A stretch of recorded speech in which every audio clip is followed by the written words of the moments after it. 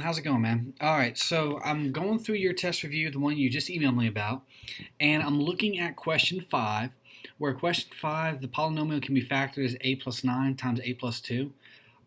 Basically, when you FOIL it in, when you FOIL it out, this is what you get. Now, this is actually the correct answer, but what you put was a squared plus 11a equals 18. So that one is just a plain old typo, but it looks like you definitely have the concept. You just didn't hit the shift and plus button. But anyways, that's just a typo. That's nothing to be concerned about because I know that you actually have the concept down on that one. For question 15, factoring the trinomial, basically when you go ahead and try to factor this, you figure out what times what will give you 60 that will also add to a positive 7. Now, the only things that I'll multiply to give you 60 are 10 and 6, 15 and 4, 2 and 30, and 20 and 3.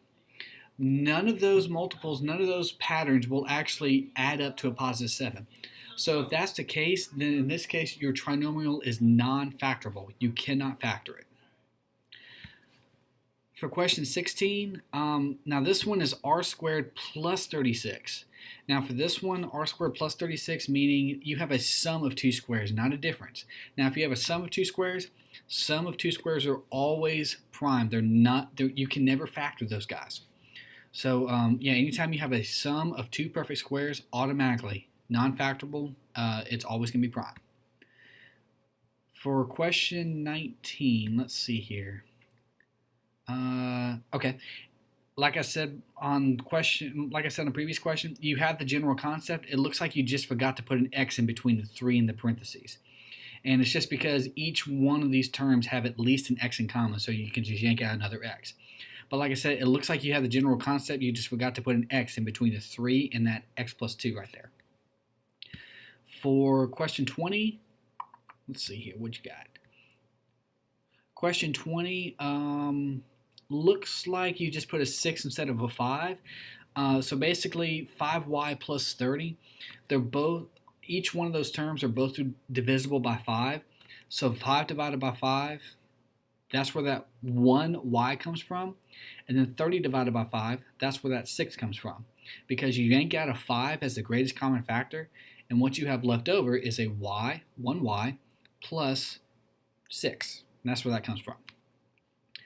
For the other questions, it looks like you got them right. So, but on the bottom line though, definitely let me know if you have any questions or concerns or anything like that with your exam.